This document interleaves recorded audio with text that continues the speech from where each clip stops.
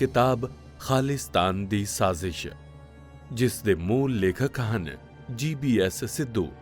इस दा पंजाबी अनुवाद कीता है अनुवादक हरजोत ने ते आवाज दिती है अमरजीत सिंह सूरी ने। यह किताब लेखक JBS सिद्धू अपने सहुरे स्वर्गी सरदार स्वर्ण सिंह नूं समर्पित करते हैं, जिन्हां दे राष्ट्र प्रति असाधारण सेवा नूं पूरी तरह दस्तावेजबद्ध करना ਅਤੇ ਉਸ ਦਾ ਮੁਲਾਂਕਣ ਕਰਨਾ ਹਾਲੇ ਬਾਕੀ ਹੈ। ਇਸ ਦੇ ਤਤਕਰੇ ਤੇ ਝਾਤ ਮਾਰੇ ਸਾਨੂੰ ਪਤਾ ਲੱਗਦਾ ਹੈ ਕਿ ਇਸ ਕਿਤਾਬ ਦੇ ਮੁੱਖ ਬੰਦ, ਧੰਨਵਾਦੀ ਨੋਟ ਅਤੇ ਭੂਮਿਕਾ ਸਮੇਤ ਕੁੱਲ 20 ਅੰਕ ਹਨ ਅਤੇ ਇਸ ਕਿਤਾਬ ਦੇ ਕੁੱਲ 253 ਪੰਨੇ ਹਨ।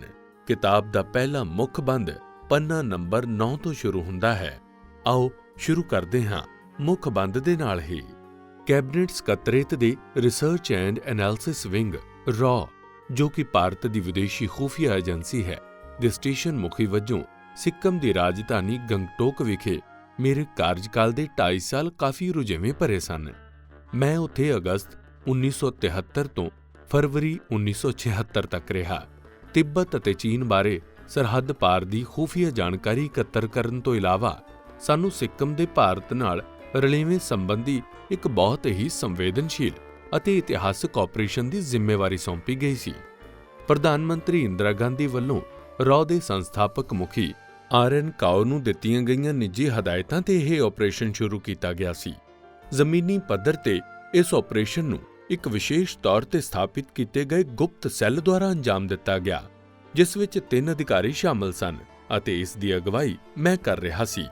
ਉਸ ਆਪਰੇਸ਼ਨ ਦੇ ਸੁਚੱਜੇਪਣ ਦਾ ਅੰਦਾਜ਼ਾ ਇਸ ਤੱਥ ਤੋਂ ਲਗਾਇਆ ਜਾ ਸਕਦਾ ਹੈ ਕਿ ਇਸ ਦਾ ਮੁੱਖ ਨਿਸ਼ਾਨਾ ਸਾਬਕਾ ਚੋਗਿਆਲ, ਜਿਸ ਨੂੰ ਮੈਂ ਤਿੱਬਤ ਚੀਨ ਨਾਲ ਸੰਬੰਧਿਤ ਮਾਮਲਿਆਂ ਬਾਰੇ ਜਾਣਕਾਰੀ ਦੇਣ ਦੇ ਲਈ ਅਕਸਰ ਮਿਲਦਾ ਹੀ ਰਹਿੰਦਾ ਸੀ, ਇਸ ਆਪਰੇਸ਼ਨ ਨਾਲ ਮੇਰੇ ਸੰਬੰਧ ਬਾਰੇ ਜਾਣ ਹੀ ਨਹੀਂ ਸਕਿਆ।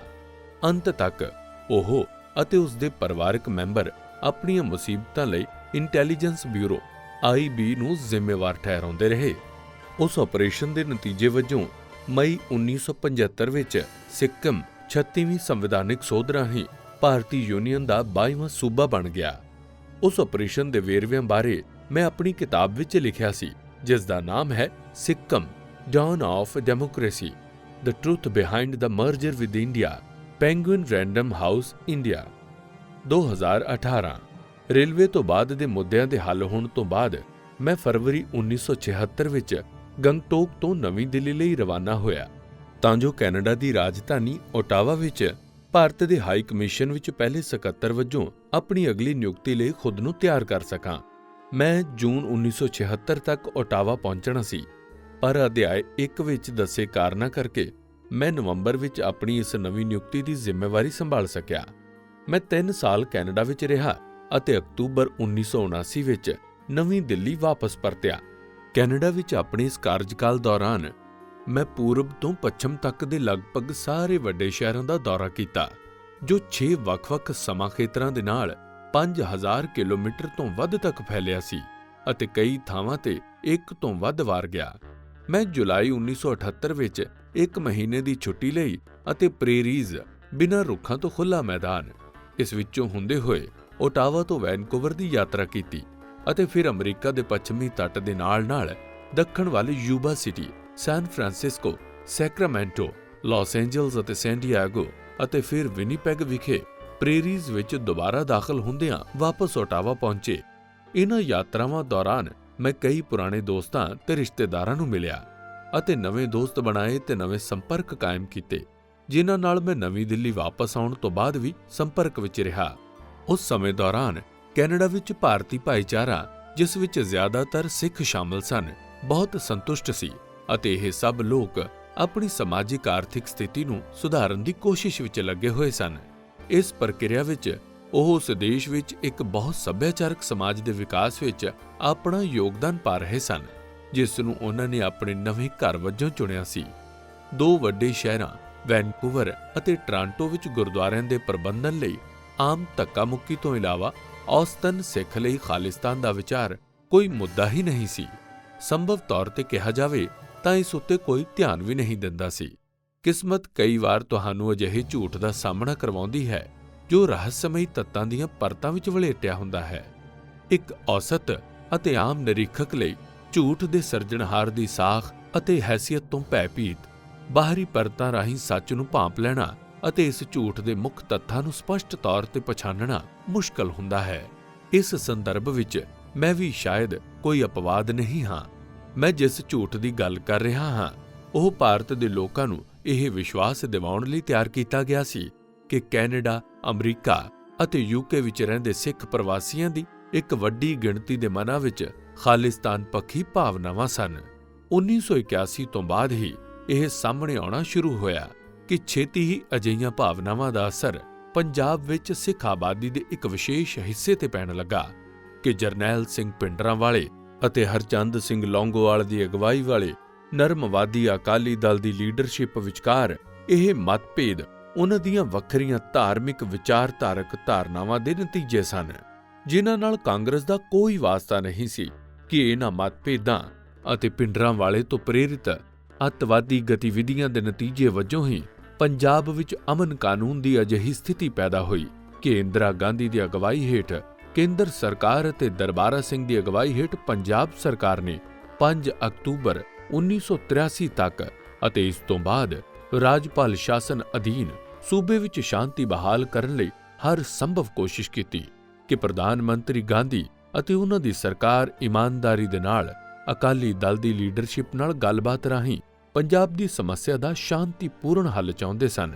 ਪਰ ਇਹ ਅਕਾਲੀ ਨੇਤਾਵਾਂ ਦਾ ਗੈਰ ਮਦਦਗਾਰ, ਅੜੀਅਲ ਅਤੇ ਗੈਰ ਸਹਿਯੋਗੀ ਰਵੱਈਆ ਸੀ, ਜਿਸ ਕਾਰਨ ਗੱਲਬਾਤ ਅਸਫਲ ਹੋ ਗਈ ਅਤੇ ਅੰਤ ਵਿੱਚ ਕਿ ਪੰਜਾਬ ਵਿੱਚ ਆਮ ਸਥਿਤੀ ਬਹਾਲ ਕਰਨ ਲਈ ਹੋਰ ਵਿਕਲਪ ਨਾ ਬਚੇ ਹੋਣ ਦੀ ਸੂਰਤ ਵਿੱਚ ਇੰਦਰਾ ਗਾਂਧੀ ਨੂੰ ਆਪਰੇਸ਼ਨ ਬਲੂ ਸਟਾਰ ਨੂੰ ਮਨਜ਼ੂਰੀ ਦੇਣ ਲਈ ਮਜਬੂਰ ਹੋਣਾ ਪਿਆ। ਪਰ ਮੇਰੇ ਵਿਚਾਰ ਮੁਤਾਬਕ ਸੱਚਾਈ ਇਸ ਤੋਂ ਉਲਟ ਸੀ। ਇਸ ਝੂਠ ਦੀਆਂ ਜੜ੍ਹਾਂ 1978 ਤੱਕ ਜਾਂਦੀਆਂ ਹਨ, ਜਦੋਂ ਪੰਜਾਬ ਦੇ ਸਾਬਕਾ ਮੁੱਖ ਮੰਤਰੀ ਗਿਆਨੀ ਜ਼ੈਲ ਸਿੰਘ ਨੇ ਇੰਦਰਾ ਗਾਂਧੀ ਦੇ ਛੋਟੇ ਬੇਟੇ ਸੰਜੇ ਗਾਂਧੀ ਨੂੰ ਸਲਾਹ ਦਿੱਤੀ ਕਿ ਪੰਜਾਬ ਵਿੱਚ ਅਕਾਲੀ ਦਲ ਜਨਤਾ ਪਾਰਟੀ ਦੀ ਗੱਠਜੋੜ ਸਰਕਾਰ ਨੂੰ ਅਸਥਿਰ ਕੀਤਾ ਜਾ ਸਕਦਾ ਹੈ ਜੇਕਰ ਅਕਾਲੀ ਦਲ ਦੀ ਸੀਨੀਅਰ ਲੀਡਰਸ਼ਿਪ, ਜਿਸ ਵਿੱਚ ਹਰਚੰਦ ਸਿੰਘ ਲੌਂਗੋਵਾਲ, ਸ਼੍ਰੋਮਣੀ ਗੁਰਦੁਆਰਾ ਪ੍ਰਬੰਧਕ ਕਮੇਟੀ SGPC ਦੇ ਪ੍ਰਧਾਨ ਗੁਰਚਰਨ ਸਿੰਘ ਟੌੜਾ ਅਤੇ ਮੁੱਖ ਮੰਤਰੀ ਪ੍ਰਕਾਸ਼ ਸਿੰਘ ਬਾਦਲ ਸ਼ਾਮਲ ਸਨ, ਦੀਆਂ ਨਰਮਵਾਦੀ ਨੀਤੀਆਂ ਉੱਤੇ ਇੱਕ ਢੁਕਵੇਂ ਸਿੱਖ ਸੰਤ ਦੁਆਰਾ ਲਗਾਤਾਰ ਹਮਲਾ ਕੀਤਾ ਜਾਵੇ। ਜੇਕਰ ਕੋਈ ਜ਼ਬਰਦਸਤ ਕੱਟੜ ਸਿੱਖ ਆਗੂ ਇਹਨਾਂ ਦੇ ਵਿਰੋਧੀ ਵਜੋਂ ਉੱਭਰ ਜਾਵੇ ਤਾਂ ਨਰਮਵਾਦੀ ਅਕਾਲੀ ਆਗੂ ਆਪਣੇ ਜਨ ਸਮਰਥਨ ਨੂੰ ਬਰਕਰਾਰ ਰੱਖਣ ਦੇ ਲਈ ਸਿੱਖ ਹਿੱਤਾਂ ਦੇ ਮੁੱਦਿਆਂ ਤੇ ਸਮਝੌਤਾ ਰਹਿਤ ਹੱਠ ਧਰਮੀ ਰੁਖ ਅਪਣਾਉਣ ਦੇ ਲਈ ਮਜਬੂਰ ਹੋ ਜਾਣਗੇ। ਨਰਮਵਾਦੀ ਅਕਾਲੀ ਦਲ ਦੇ ਨੇਤਾਵਾਂ ਦੀਆਂ ਨੀਤੀਆਂ ਵਿੱਚ ਕੋਈ ਵੀ ਮਹੱਤਵਪੂਰਨ ਤਬਦੀਲੀ ਸੁਭਾਵਿਕ ਤੌਰ ਤੇ ਜਨਤਾ ਪਾਰਟੀ ਦੇ ਨੇਤਾਵਾਂ ਨੂੰ ਪਸੰਦ ਨਹੀਂ ਆਵੇਗੀ, ਜੋ ਮੁੱਖ ਤੌਰ ਤੇ ਸ਼ਹਿਰੀ ਹਿੰਦੂ ਕਾਰੋਬਾਰੀ ਹਿੱਤਾਂ ਦੀ ਨੁਮਾਇੰਦਗੀ ਕਰਦੇ ਸਨ। ਇੰਦਰਾ ਗਾਂਧੀ ਦੀ ਮਨਜ਼ੂਰੀ ਅਤੇ ਸੰਜੇ ਦੇ ਸਹਿਯੋਗੀ ਕਮਲ ਨਾਥ ਦੇ ਇਸ ਪ੍ਰਕਿਰਿਆ ਵਿੱਚ ਸ਼ਾਮਲ ਹੋਣ ਨਾਲ ਹੀ ਚੌਂਕ ਮਹਿਤਾ ਵਿਖੇ ਸਥਿਤ ਗੁਰਦੁਆਰਾ ਦਰਸ਼ਨ ਪ੍ਰਕਾਸ਼ ਦੇ ਸੰਤ ਜਰਨੈਲ ਸਿੰਘ ਭਿੰਡਰਾਂਵਾਲੇ ਨੂੰ ਅਜਿਹੇ ਸੰਤ ਵਜੋਂ ਚੁਣਿਆ ਗਿਆ ਜੋ ਉਹਨਾਂ ਲਈ ਪੰਜਾਬ ਵਿੱਚ ਕੰਮ ਕਰਨਗੇ। ਭਾਵੇਂ ਖਾਲਿਸਤਾਨ ਦੀ ਮੰਗ ਨੂੰ ਭਿੰਡਰਾਂਵਾਲੇ ਦੇ ਮੱਥੇ ਮੜਿਆ ਗਿਆ ਤਾਂ ਜੋ ਉਸ ਦੀ ਨਰਮਵਾਦੀ ਅਕਾਲੀ ਲੀਡਰਸ਼ਿਪ ਵਿਰੋਧੀ ਮੁਹਿੰਮ ਨੂੰ ਹੋਰ ਪ੍ਰਭਾਵਸ਼ਾਲੀ ਬਣਾਇਆ ਜਾ ਸਕੇ। ਪਰ ਜਨਵਰੀ 1980 ਵਿੱਚ ਇੰਦਰਾ ਗਾਂਧੀ ਦੇ ਪ੍ਰਧਾਨ ਮੰਤਰੀ ਵਜੋਂ ਸੱਤਾ ਵਿੱਚ ਵਾਪਸ ਆਉਣ ਤੱਕ ਆਪਰੇਸ਼ਨ 1 ਦੇ ਰਾਹੀਂ ਕੁਝ ਵੀ ਹੱਥ ਨਹੀਂ ਲੱਗਿਆ। 8ਵੀਂ ਲੋਕ ਸਭਾ ਲਈ ਆਮ ਚੋਣਾਂ ਜਨਵਰੀ 1985 ਤੋਂ ਪਹਿਲਾਂ ਹੋਣੀਆਂ ਸਨ ਅਤੇ ਉਹਨਾਂ ਦੀ ਤਿਆਰੀ ਵਿੱਚ ਕਾਂਗਰਸ ਨੇ ਆਪਰੇਸ਼ਨ 2 ਰਾਹੀਂ ਭਿੰਡਰਾਂਵਾਲੇ ਖਾਲਿਸਤਾਨ ਮੁੱਦੇ ਤੇ ਧਿਆਨ ਕੇਂਦਰਿਤ ਕਰਨ ਦਾ ਫੈਸਲਾ ਕੀਤਾ। 2 ਪੜਾਵਾਂ ਦੇ ਇਸ ਵਿਸ਼ੇਸ਼ ਆਪਰੇਸ਼ਨ ਦੇ ਵੇਰਵੇ ਇਸ ਕਿਤਾਬ ਵਿੱਚ ਦਿੱਤੇ ਗਏ ਹਨ। ਸਪਸ਼ਟਤਾ ਲਈ ਮੈਂ ਆਪਰੇਸ਼ਨ ਦੇ 2 ਪੜਾਵਾਂ ਨੂੰ ਆਪਰੇਸ਼ਨ 1 ਅਤੇ ਆਪਰੇਸ਼ਨ 2 ਦਾ ਨਾਮ ਦਿੱਤਾ ਹੈ। ਪੰਜਾਬ ਕੇਂਦਰਿਤ ਆਪਰੇਸ਼ਨ ਨੂੰ ਮੈਂ ਆਪਰੇਸ਼ਨ 1 ਦਾ ਨਾਮ ਦਿੱਤਾ ਹੈ ਅਤੇ ਦੂਜਾ, ਜੋ ਜਨਵਰੀ 1980 ਤੋਂ ਬਾਅਦ ਸ਼ੁਰੂ ਹੋਇਆ ਤੇ ਜੂਨ 1984 ਵਿੱਚ ਆਪਰੇਸ਼ਨ ਬਲੂ ਸਟਾਰ ਨਾਲ ਖਤਮ ਹੋਇਆ, ਨੂੰ ਆਪਰੇਸ਼ਨ 2 ਦਾ ਨਾਮ ਦਿੱਤਾ ਹੈ। ਜਿਵੇਂ-ਜਿਵੇਂ ਆਪਰੇਸ਼ਨ 2 ਅੱਗੇ ਵਧਿਆ, ਆਪਰੇਸ਼ਨ ਬਲੂ ਸਟਾਰ ਦੇ ਰੂਪ 'ਚ ਝੂਠ ਦੀ ਕੌੜੀ ਗੋਲੀ ਵੱਡੀ ਗਿਣਤੀ ਵਿੱਚ ਦੁਖੀ ਸੰਭਾਵਿਤ ਵੋਟਰਾਂ ਨੂੰ ਖਵਾਉਣ ਤੋਂ ਪਹਿਲਾਂ ਇਸ ਦੇ ਸਿਰਜਣਹਾਰਾਂ ਵੱਲੋਂ ਇਸ ਨੂੰ ਵਾਰ-ਵਾਰ ਮਿਠਾਸ ਵਿੱਚ ਲਪੇਟਿਆ ਗਿਆ ਤਾਂ ਜੋ ਉਹਨਾਂ ਵੋਟਰਾਂ ਨੂੰ ਡਰ, ਖਦਸ਼ੇ, ਦਰਦ, ਮਾਨਸਿਕ ਪੀੜ ਅਤੇ ਨਫ਼ਰਤ ਤੋਂ ਛੁਟਕਾਰਾ ਦਿਵਾਇਆ ਜਾ ਸਕੇ ਅਤੇ ਉਹਨਾਂ ਦਾ ਸਮਰਥਨ ਤੇ ਵੋਟਾਂ ਲਈਆਂ ਜਾ ਸਕਣ। ਆਪਰੇਸ਼ਨ 1 ਨੂੰ ਚਲਾਉਣ ਵਾਲੇ ਪਾਤਰਾਂ ਦਾ ਜ਼ਿਕਰ ਪਹਿਲਾਂ ਹੀ ਕੀਤਾ ਜਾ ਚੁੱਕਾ ਹੈ। ਆਪਰੇਸ਼ਨ 2 ਲਈ ਜਨਵਰੀ 1980 ਤੋਂ ਬਾਅਦ ਪ੍ਰਧਾਨ ਮੰਤਰੀ ਇੰਦਰਾ ਗਾਂਧੀ ਦੇ ਸਿਆਸੀ ਸਹਾਇਕ ਮੱਖਣ ਲਾਲ ਫੌਤੇਦਾਰ, ਸੰਜੇ ਦੇ ਮਮੇਰੇ ਭਰਾ ਅਤੇ ਰਾਏਬਰੇਲੀ ਤੋਂ ਸੰਸਦ ਮੈਂਬਰ ਅਰੁਣ ਨਹਿਰੂ ਅਤੇ ਬਾਅਦ ਵਿੱਚ ਕਪੂਰਥਲਾ ਪਰਿਵਾਰ ਦੇ ਅਰੁਣ ਸਿੰਘ ਨੂੰ ਇਸ ਗਰੁੱਪ ਵਿੱਚ ਸ਼ਾਮਿਲ ਕੀਤਾ ਗਿਆ। ਜੂਨ 1980 ਵਿੱਚ ਸੰਜੇ ਦੀ ਮੌਤ ਤੋਂ ਬਾਅਦ ਉਸ ਦੇ ਵੱਡੇ ਭਰਾ ਰਾਜੀਵ ਗਾਂਧੀ ਨੇ ਉਸ ਦੀ ਥਾਂ ਲੈ ਲਈ। ਆਪਰੇਸ਼ਨ 2 ਦੇ ਪਿੱਛੇ ਮੁੱਖ ਚਾਲਕ ਸ਼ਕਤੀ ਸੰਜੇ ਸੀ।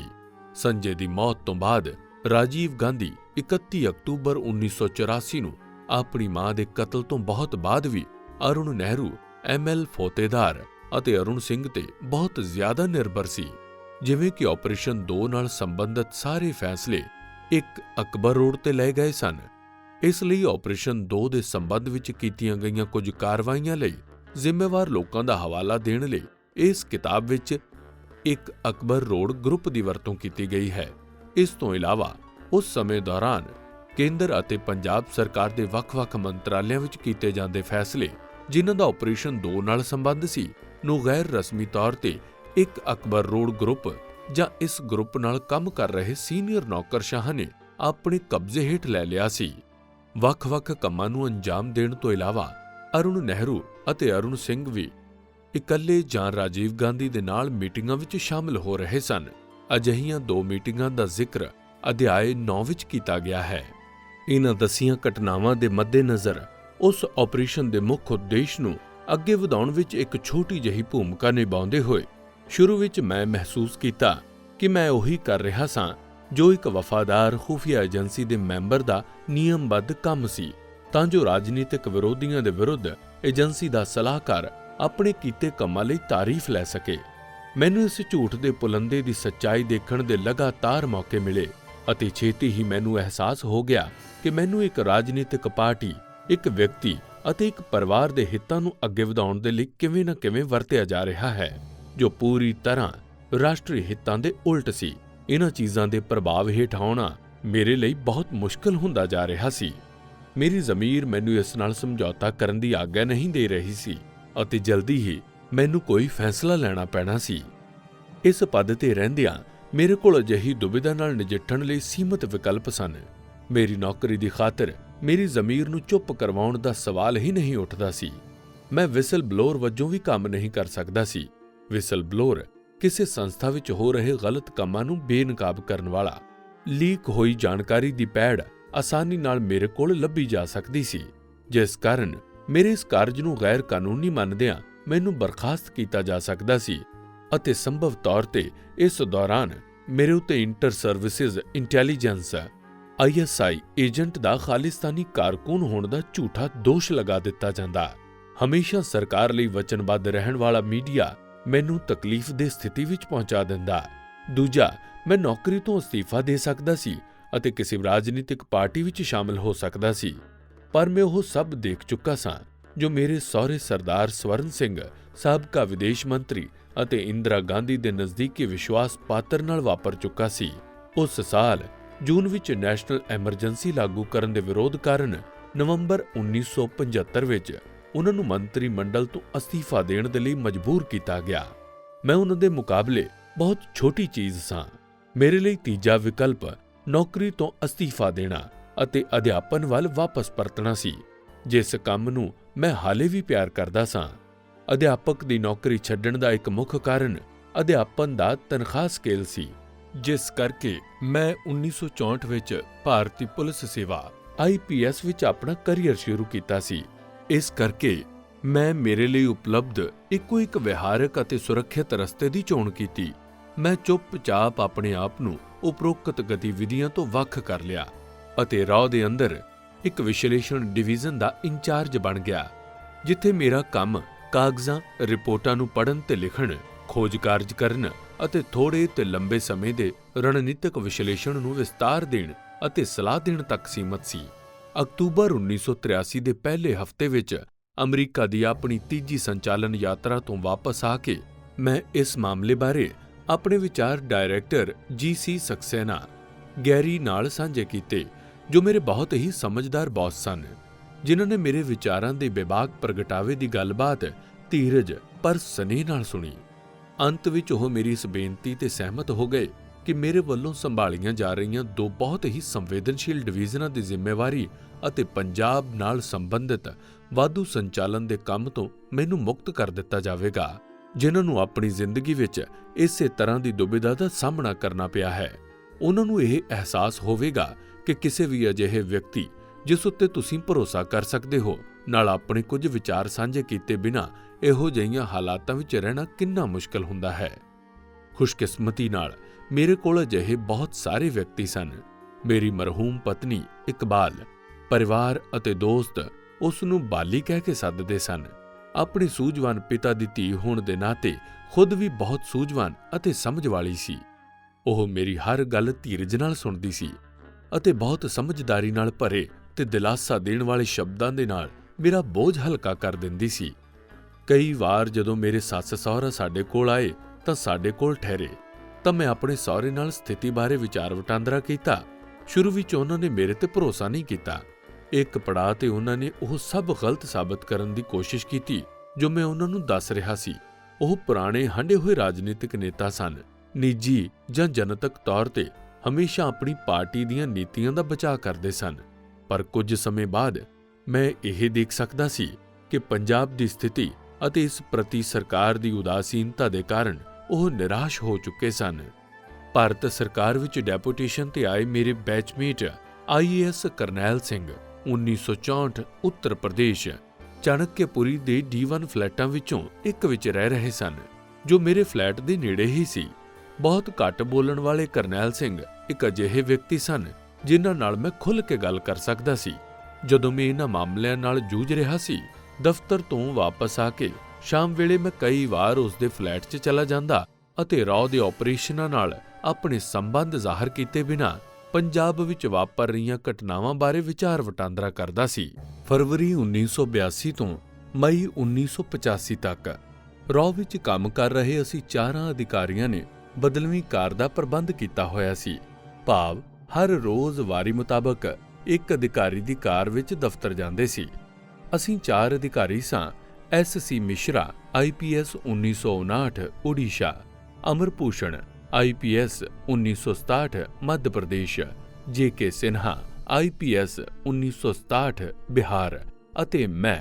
ਅਸੀਂ ਸਾਰੇ ਚਾਣਕਿਆਪੁਰੀ ਸਤਿਆ ਮਾਰਗ ਵਿਖੇ ਸਥਿਤ ਫਲੈਟਾਂ ਵਿੱਚ ਰਹਿੰਦੇ ਸੀ ਅਤੇ ਸਵੇਰੇ ਸ਼ਾਮ ਇੱਕੋ ਕਾਰ ਵਿੱਚ ਸਾਡਾ ਇਕੱਠਿਆਂ ਦਾ ਲਗਭਗ 20 ਮਿੰਟਾਂ ਦਾ ਸਫ਼ਰ ਹੁੰਦਾ ਸੀ। ਇਸ ਨਾਲ ਸਾਨੂੰ ਕੁਝ ਸਾਂਝੇ ਹਿੱਤਾਂ ਦੇ ਮੁੱਦਿਆਂ ਤੇ ਵਿਚਾਰ ਵਟਾਂਦਰਾ ਕਰਨ ਦੇ ਲਈ ਥੋੜਾ ਆਰਾਮਦਾਇਕ ਸਮਾਂ ਮਿਲ ਜਾਂਦਾ ਸੀ। ਪੰਜਾਬ ਨਾਲ ਸੰਬੰਧਿਤ ਇੱਕ ਸਿੱਖ ਅਫਸਰ ਹੋਣ ਦੇ ਨਾਤੇ ਮੈਂ ਪੰਜਾਬ ਵਿੱਚ ਚੱਲ ਰਹੇ ਘਟਨਾਕ੍ਰਮ ਬਾਰੇ ਆਪਣੇ ਵਿਚਾਰ ਸਾਂਝੇ ਕਰਦਾ ਸੀ। ਉਹਨਾਂ ਨੂੰ ਹੈਰਾਨੀ ਹੁੰਦੀ ਸੀ ਕਿ ਮੇਰੇ ਜ਼ਿਆਦਾਤਰ ਨਿਰੀਖਣ ਅਤੇ ਭਵਿੱਖਬਾਣੀਆਂ ਸੱਚ ਹੁੰਦੇ ਸਨ। ਮੇਰੇ ਨਾਲ ਕਾਰ ਵਿੱਚ ਰੋਜ਼ਾਨਾ ਸਫ਼ਰ ਕਰਨ ਵਾਲੇ ਇਹ ਤਿੰਨੇ ਦੋਸਤ ਅਤੇ ਕਰਨੈਲ ਸਿੰਘ ਮੇਰੇ ਤੋਂ ਕੁਝ ਅੱਗੇ ਪਿੱਛੇ ਸੇਵਾ ਮੁਕਤ ਹੋ ਗਏ ਹਨ। ਵਿਸਥਾਰ ਵਿੱਚ ਤਾਂ ਨਹੀਂ, ਪਰ ਫਿਰ ਵੀ ਇਹਨਾਂ ਤਿੰਨਾਂ ਦੋਸਤਾਂ ਨੂੰ ਹਾਲੇ ਵੀ ਉਹ ਗੱਲਾਂ ਯਾਦ ਹਨ ਜੋ ਮੈਂ ਉਹਨਾਂ ਨੂੰ ਪੰਜਾਬ ਬਾਰੇ ਦੱਸਦਾ ਹੁੰਦਾ ਸੀ। ਬਦਕਿਸਮਤੀ ਨਾਲ JK ਸਿਨਹਾ ਕੁਝ ਮਹੀਨੇ ਪਹਿਲਾਂ ਕੋਵਿਡ ਕਰਕੇ ਗੁਜ਼ਰ ਗਏ। 31 ਅਕਤੂਬਰ ਤੋਂ 3 ਨਵੰਬਰ 1984 ਤੱਕ ਉਹਨਾਂ 4 ਮੰਦਭਾਗੇ ਦਿਨ ਅਤੇ ਰਾਤਾਂ ਨੂੰ ਹੋਏ ਸਿੱਖ ਵਿਰੋਧੀ ਕਤਲੇਆਮ ਦੌਰਾਨ ਦਿੱਲੀ ਪੁਲਿਸ ਦੇ ਵਾਇਰਲੈਸ ਨੈਟਵਰਕ ਉੱਤੇ ਮੇਰੇ ਦੁਆਰਾ ਸੁਣੀਆਂ ਗਈਆਂ ਗੱਲਾਂ ਵੀ ਅਮਰ ਭੂਸ਼ਣ ਨੂੰ ਹਾਲੇ ਤੱਕ ਯਾਦ ਹਨ। ਬਾਅਦ ਵਿੱਚ 1990 ਦੇ ਦਹਾਕੇ ਦੇ ਸ਼ੁਰੂ ਵਿੱਚ ਟੋਕੀਓ ਵਿਖੇ ਭਾਰਤੀ ਦੂਤਾਵਾਸ ਦੇ ਮੰਤਰੀਆਂ ਚੋਂ ਇੱਕ ਹੋਣ ਦੇ ਨਾਤੇ ਦੁਪਹਿਰ ਦੇ ਖਾਣੇ ਤੋਂ ਬਾਅਦ ਘੁੰਮਣ ਫਿਰਨ ਦੌਰਾਨ ਮੈਂ ਮੰਤਰੀ ਆਰਥਿਕ SC ਤ੍ਰਿਪਾਠੀ IAS 1968 ਉੱਤਰ ਪ੍ਰਦੇਸ਼, ਜੋ ਬਾਅਦ ਵਿੱਚ ਪੈਟਰੋਲੀਅਮ ਸਕੱਤਰ ਵਜੋਂ ਸੇਵਾ ਮੁਕਤ ਹੋਏ।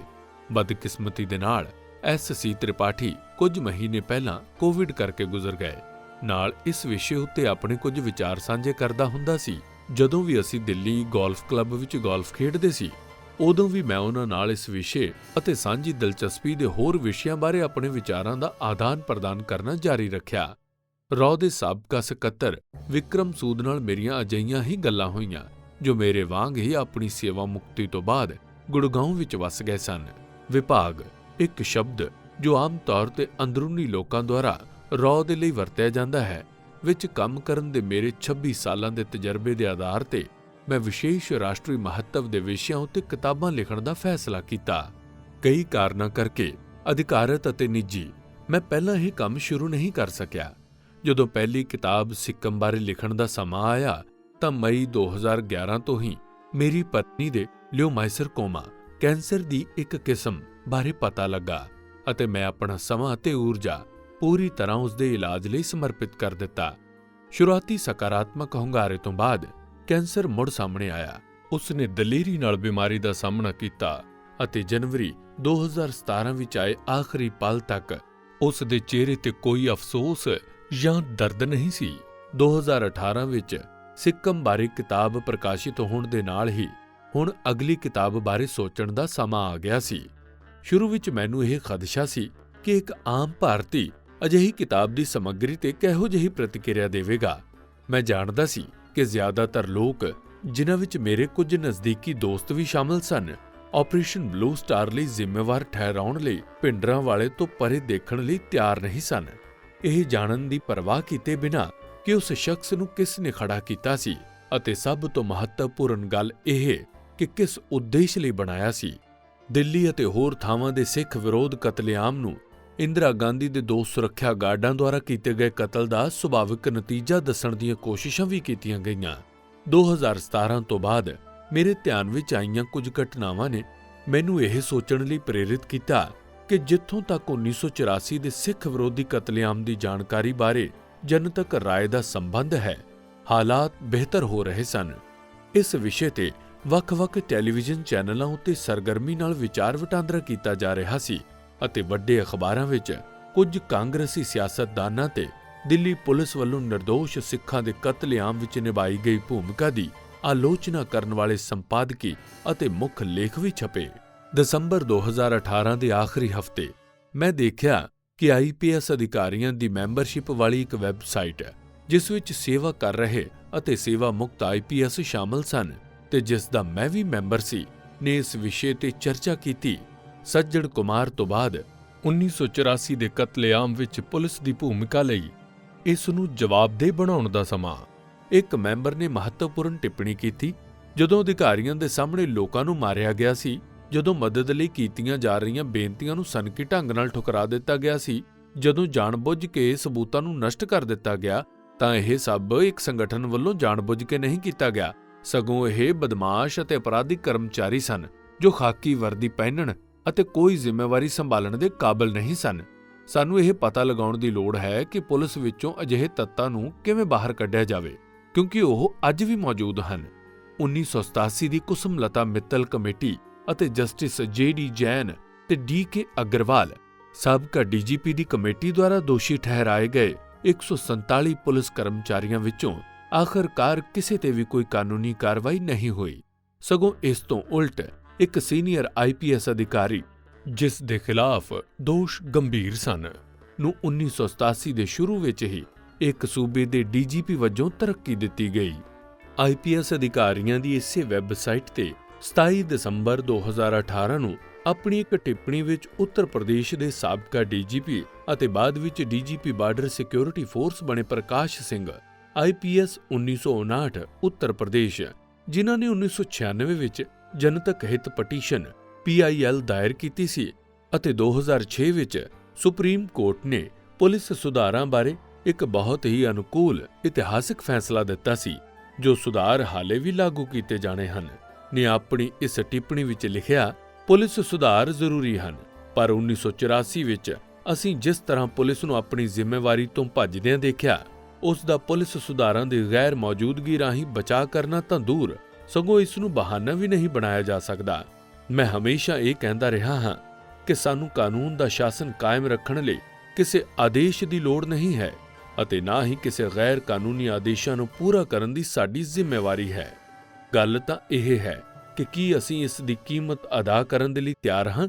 ਬਹੁਗਿਣਤੀ ਤਿਆਰ ਨਹੀਂ ਅਤੇ ਇੱਥੇ ਹੀ ਸਮੱਸਿਆ ਸ਼ੁਰੂ ਹੋ ਜਾਂਦੀ ਹੈ। ਨਵੰਬਰ 2017 ਵਿੱਚ ਨਵੀਂ ਦਿੱਲੀ ਦੇ ਕਨਸਟੀਟਿਊਸ਼ਨਲ ਕਲੱਬ ਆਫ ਇੰਡੀਆ ਵਿੱਚ 1984 ਦੇ ਸਿੱਖ ਵਿਰੋਧੀ ਕਤਲੇਆਮ ਦੀ 34ਵੀਂ ਵਰ੍ਹੇਗੰਢ ਦੇ ਮੌਕੇ ਤੇ ਹੋਈ ਸਿੱਖ ਫੋਰਮ ਦੀ ਇੱਕ ਜਨਤਕ ਮੀਟਿੰਗ ਵਿੱਚ ਮੈਂ ਵੀ ਅਗਿਆਤ ਰੂਪ 'ਚ ਸ਼ਾਮਲ ਹੋਇਆ। ਮੈਂ ਜਾਣਬੁੱਝ ਕੇ ਦੇਰੀ ਨਾਲ ਪਹੁੰਚਿਆ ਅਤੇ ਆਖਰੀ ਕਤਾਰ ਵਿੱਚ ਬੈਠ ਗਿਆ।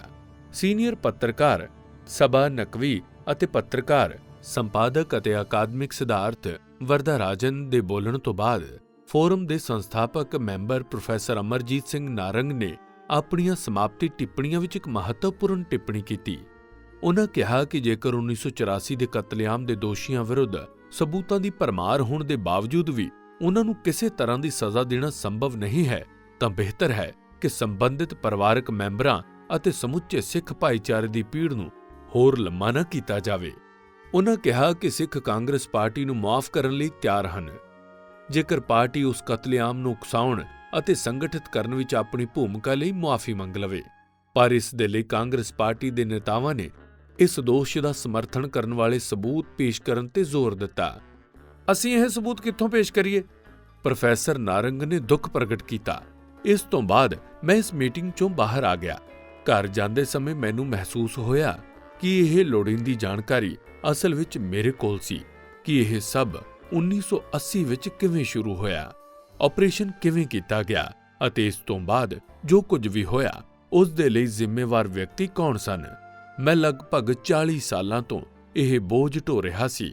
ਹੁਣ ਸਮਾਂ ਆ ਗਿਆ ਸੀ ਕਿ ਇਸ ਨੂੰ ਇੱਕ ਕਿਤਾਬ ਵਿੱਚ ਤਬਦੀਲ ਕਰ ਦਿੱਤਾ ਜਾਵੇ, ਇਸ ਉਮੀਦ ਨਾਲ ਕਿ ਇਹ ਕਿਸੇ ਨਾ ਕਿਸੇ ਤਰ੍ਹਾਂ ਆਜ਼ਾਦੀ ਤੋਂ ਬਾਅਦ ਦੇ ਭਾਰਤੀ ਇਤਿਹਾਸ ਦੇ ਸਭ ਤੋਂ ਕਾਲੇ ਅਧਿਆਇ ਨੂੰ ਬੰਦ ਕਰਨ ਵਿੱਚ ਮਦਦ ਕਰ ਸਕਦੀ ਸੀ।